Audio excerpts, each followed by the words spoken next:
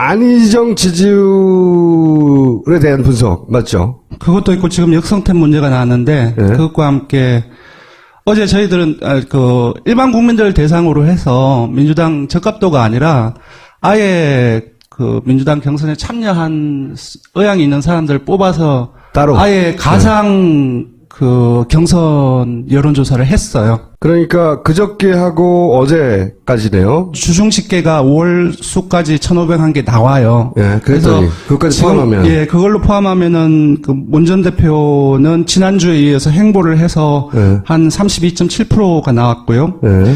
안지수는 강세입니다. 물론 이제 이 기울기가 약간 이제 낮아지긴 했지만 19.3%이고요. 예. 그리고 지금 많이 꺾인 걸로 나오는데 한교안 대행은 16.5%로 올랐습니다. 아마도 김정남 피살 사건 이 부분에 영향을 미친 것으로 보입니다. 그렇겠죠. 그리고 이 두 분은 비슷한 경향? 예, 안철수 전 대표하고 거의 붙어 있는 이재명 지금. 시장은 계속 하락하고 있는, 이렇게 조금씩이긴 하지만 하락하고 있어서 지금 이제 2위 경쟁을 하고 있는 안, 그리고 황과 오차범위 밖으로 많이 벌어지고 있는 상황입니다. 요게 이제 예. 안희정 도지사의 예.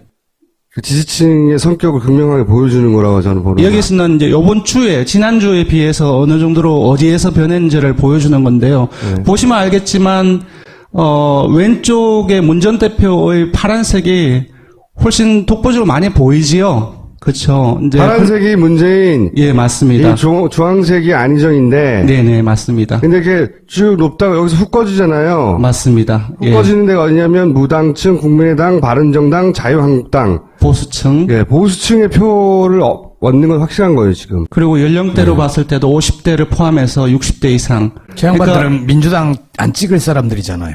그렇죠. 문제는 이제 딜레마는 그거죠. 예. 예, 다음 페이지가 훨씬 더 적확하게 볼 수 있는 부분인데, 바로 이제 제목을 이렇게 뽑았습니다. 보수의 대안인지 아니면 정말로 역성택인지. 네. 저는 두 가지가 다 있다고 생각합니다. 차악으로서의 보수 후보. 선택. 보수층 보수 입장에서 입장에서의 얘기하는 겁니다. 차악. 예. 예. 보수 입장에서 차악으로서의 선택이라고 했을 때는 본선 프레임에 들어갔어도 만약에 안희정이 된다고 한다면 가정을 해서 안쪽으로 일부가 지지를 할 가능성이 높다는 것이고 이 본질이 역선택이라고 한다면은 본선 프레임에 갔을 때는 다른 그 보수 진영의 그 후보나 안철수 전 대표 쪽으로 흘러갈 가능성이 많다는 겁니다. 네. 그래서 앞쪽에서 보셨던 부분들은 다자입니다. 뭐냐 하면은 황교안 대행이라든지 안철수 전 대표도 포함되어 있는데도 안 지사를 지지를 한다고 응답을 했다는 것은 기본적으로 차악의 성격을 가지고 있는 것이고요. 이 네. 조사는 뭐냐 하면은 일반 유권자들한테 민주당 후보들만 모아놓고 적합도를 물어봤습니다. 여기에는 이재명 성남시장, 그리고 문 전 대표, 그리고 안 지사, 그리고 김종인 전 대표, 그리고 최성 고양시장까지 그분도 포함되어 대선 있는데요. 주자예요? 예, 이전에 이제 언론에서 대선 출마의 가능성을 얘기하는 것들이 있었기 때문에 그냥 몇 프로 나와요? 아주 낮습니다. 3% 정도가 되지 않을까 싶은데. 그래서 보십시다. 그러니까 민주당 후보들만 넣고 고르라고 했는데 맞습니다. 고르라고 예. 한 대상이 민주당 지지자에서 고른 게 아니라 예, 예. 전체다. 그냥 전체에서 맞습니다. 바로 이제 앞에 것보다 이 프레임에서 보는 것이 훨씬 더 명확히 드러나는 부분인데요. 월등하게 60대 이상이 앞서고 있고요. 50대에서도 소폭이긴 하지만 안 지사가 앞서 있습니다. 오른쪽을 넘어가면 지지정당별로는 보다 극명하게 나타나는데 바른정당은 무려 70%가 안 지사를 지지한다고 얘기를 자, 했고요. 이게 문제인 거예요. 보세요. 네. 저는 이제 안희정의 딜레마가 이거라고 보는데 네, 민주당을 지지한다는 사람에서는 네, 네, 7대 2예요. 그죠? 맞습니다. 이러면은 저 경선에서 격차가 못 좀 이기는 안 거예요. 줄었나요? 안 줄어요. 안 줄어요? 그러니까 안 줍니다. 희한하게도. 네. 언론에서 헷갈리게 막 거의 붙었다는 네. 식으로 나오는 거는 그러니까 일본 유권자에서 나오는 거예요. 근데 네. 안 지사는 후보가 돼야지 대통령이 될 거 아니에요. 그러니까 애초에 코어 지지층이 좀 약하고 네, 후발주자였기 때문에 네, 네. 보수 포지션으로 바깥에서 지지자를 끌어모아서 그 컨벤션 효과로 내부 지지자들도 모으자, 이게 전략이었던 것 같아요. 그래서 결국은 전체 지지율을 확 올라가고 주목도 높아져서 다들 2번으로 지지자를 보고 있잖아요. 그렇잖아요. 예, 지난주에 한국갤럽 발표에 대해서 많이 논란이 있었습니다. 그래서 29%를 찍었고, 이제 그것을 이제 언론에서 써기를 뭐라고 했냐면은 안지사가 문 전 대표를 지지하던 일부 지지층을 뺏어갔다라고 하는 표현을 썼습니다. 일면 맞는 부분들은 있습니다. 왜냐하면은 문 전 대표를 지지하는 사람들은 진보층이나 민주당 지지층만 있는 건 아니거든요. 중도층도 있고, 그리고 보수층도 있고, 일부 여권 또는 국민의당 지지층도 있습니다. 그래서 그러한 측면에서 봤을 때는 일부가 좀 뺏겼다라고 얘기할 수는 있겠지만 가장 핵심적인 세력들, 민주당 지지층 그리고 진보층은 아까 말씀드렸다시피 60%대 초반으로 다자에서 얘기하는 겁니다. 계속적으로 유지가 되고 있습니다. 상당히 놀라운 부분들이고요. 이거는 지난 설날 조사에서 저희들이 MBN과 기획 조사를 했었는데 그게 어떤 질문을 물었냐면은 지금 지지한다라고 문 전 대표를 지지한다고 얘기를 했는데 네가 정말로 끝까지 대선 때까지 지지하겠냐 물어봤더니 60%대 중반, 그러니까 3명 중에 2명이 끝까지 지지하겠다라고 얘기를 했습니다. 이 수치는 상당히 높은 겁니다. 그러니까 응집력 자체가 그렇죠. 코아 지지층이 지금 이제 여러분들도 아실 겁니다. 지금 이제 안희정 지사가 뜨고 하는 과정들 속에서 언론의 보도 경향이라든지 그런 부분 저보다 더 잘 아실 거예요. 그러한 부분도 엄청나게 노출되었고 비판을 받고 다른 가능성에 대해서 많이 얘기함에도 불구하고 코아 지지층은 전혀 흔들리지 않았다는 거 데이터가 지금 계속적으로 그렇게 이어지고 있습니다. 지금 민주당 지지자만 경선에 투표를 하면 게임도 안 된다는 거예요, 지금. 그리고 정의당 지지자들도 더 2배 가까워요.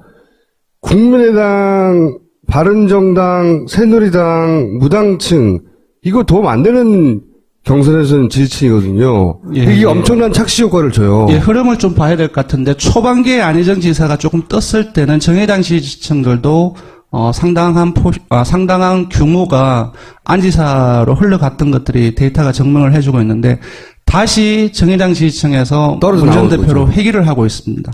그 시점 자체가 대연정의 부분이었고, 그리고 이재명 성남시장의 그 복지 정책에 대한 비판이라든지 사드에 대한 입장이라든지 그런 것들이 집중될 때 우수 수준이 떨어나가고 있고요. 종편도 이걸 계속 안희정을 띄워주는 이유는 안희정 지지율은 아무리 많이 올라가도 자기들이 금방 뺏어올 수 있다고 생각하는 거예요. 제가 보기에는. 예.